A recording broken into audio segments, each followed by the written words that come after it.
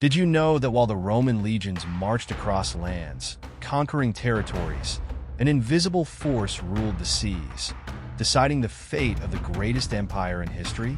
Two naval fleets, hidden in strategic ports, were the shadows behind Rome's glory. These weren't just warships. The fleets of Misenum and Ravenna were floating fortresses, ready to repel invasions, transport armies, and ensure that the Mediterranean remained Mare Nostrum, our sea. But the truth is, their impact went far beyond war. Without them, Rome would have fallen much sooner than we imagine. Now, picture the Praetorian sailors, ordinary men braving storms, battles, and the loneliness of the sea. They lived in the shadows of land-bound heroes, but bore the weight of protecting the empire. Who were they? And what secrets did their ships hold?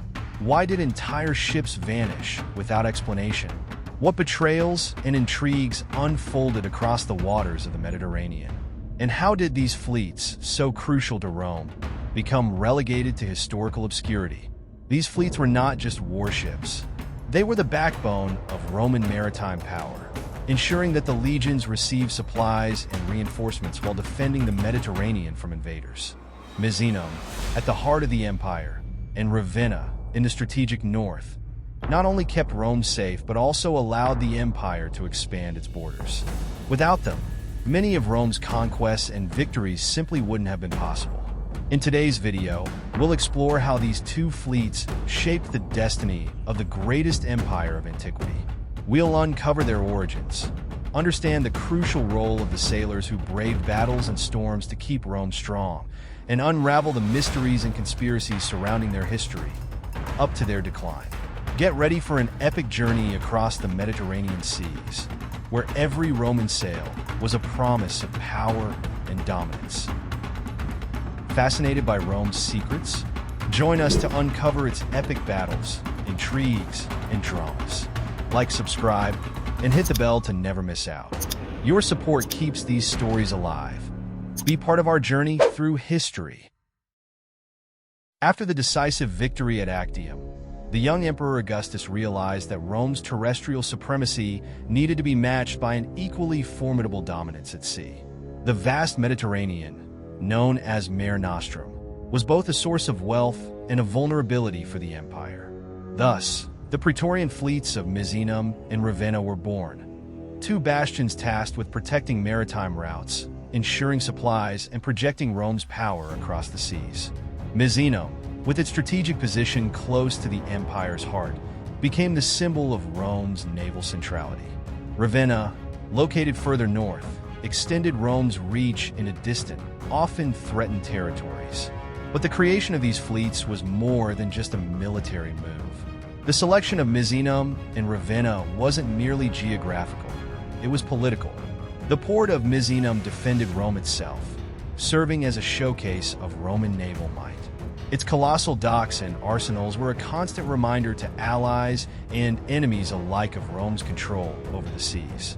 Meanwhile, Ravenna became a critical outpost, enabling rapid troop movements to regions along the Danube and the eastern provinces. It sent a clear message: no corner of the empire was beyond Rome's reach. The Mediterranean was more than a territory to be defended. It was the lifeblood of Roman trade and sustenance. As such, the birth of the Praetorian fleets marked the beginning of a new era in Roman military history. These fleets were not just defensive. They were offensive forces, projecting Roman power in naval battles against pirates and rebels alike. However, protecting the Mediterranean was a monumental task. How did a land-based power like Rome adapt so quickly to the complexities of naval warfare? The answer lay in innovation and rigorous training. Inspired by the fleets of the Greeks and Carthaginians, the Romans developed their own technologies, such as the corvus, a boarding device that allowed naval combat to mimic familiar land-based tactics. Yet this was just the beginning. What was life like for those who turned this naval vision into a reality? What sacrifices and challenges did the men behind these maritime victories face? While Roman legionaries were celebrated as the empire's heroes, the sailors of the Praetorian fleets lived a starkly different reality. These men endured relentless training, involving complex maneuvers at sea, ship maintenance, and naval combat. But what made their lives even more grueling were the constant dangers: sudden storms, pirate attacks, and the harsh reality of spending months away from home.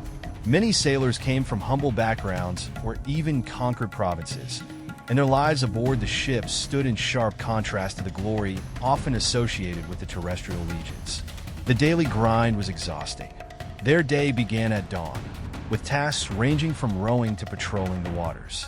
During missions, they lived in a constant state of vigilance, knowing that even a small mistake could prove fatal.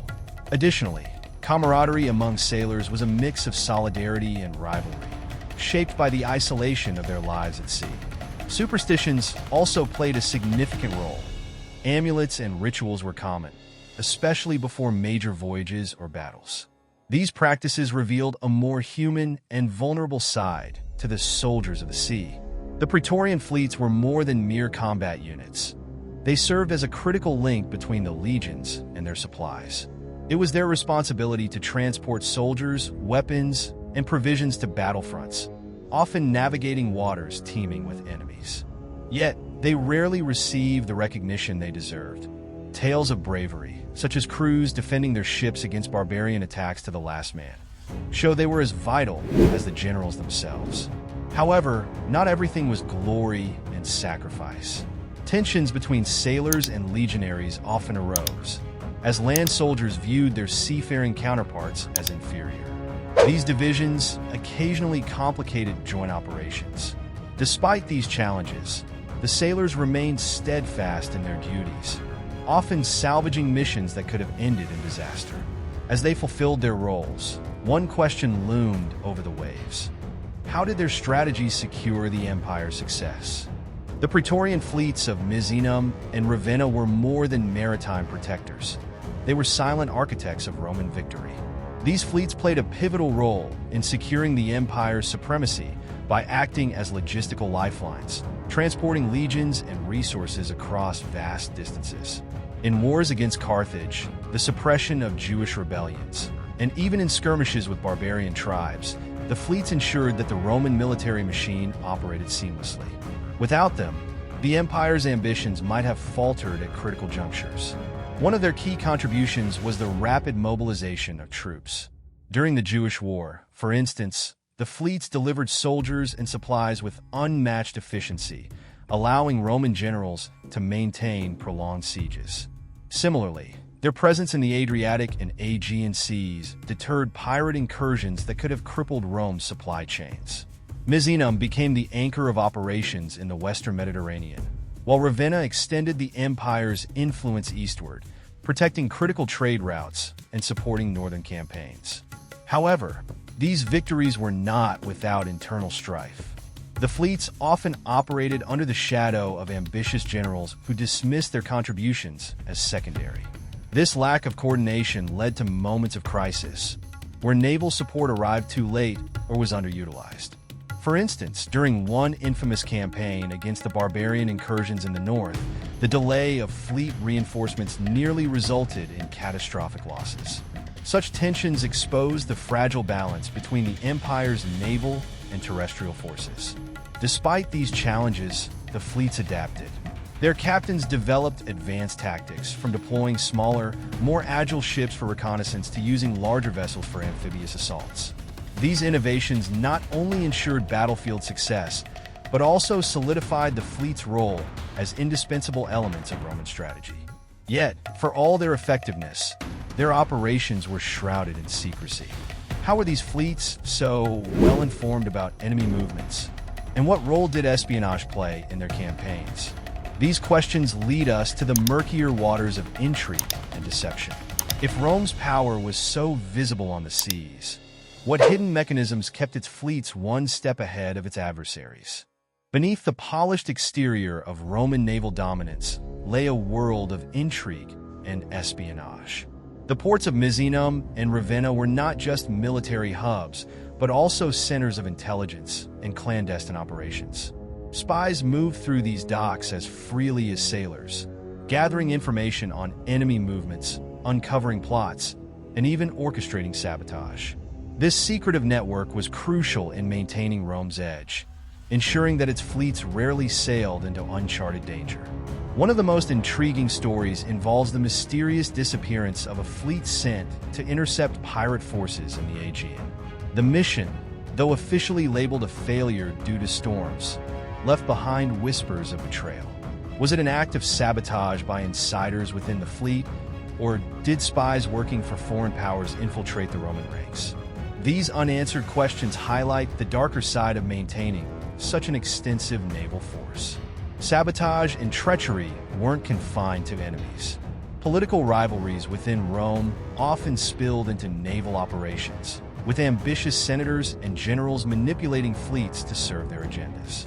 In one case, ships from Ravenna were deliberately delayed by orders from a rival faction, leaving an allied port vulnerable to barbarian raiders. Such internal conflicts undermined the very purpose of the fleets, revealing the fragile unity behind Rome's imposing facade. The fleets also played their own role in deception. Using disguised merchant vessels, they infiltrated enemy ports, gathering intelligence or sowing discord. These covert operations added a layer of unpredictability to Rome's naval strategy, making it nearly impossible for adversaries to anticipate their moves. However, these tactics came with risks. Agents were often captured or killed, leaving behind questions about their identities and missions. As the empire aged, the fleet's dominance began to wane. Corruption seeped into their ranks, resources dwindled, and their strategic importance diminished. But what led to this decline? Were the fleets simply victims of Rome's overstretched ambitions, or were there deeper forces at play that unraveled their supremacy? If you found the intrigue and betrayal surrounding the Praetorian fleets fascinating, get ready to dive even deeper into the secrets of the Roman Empire. In our next video, we uncover the stories of the Roman legions that vanished from history. What happened to legendary units like the Legio IX Hispana? Were they victims of betrayals similar to those of the fleet? Or did even greater mysteries seal their fate? Click now to uncover how the enigmas of these disappearances shaped the course of the greatest empire of antiquity.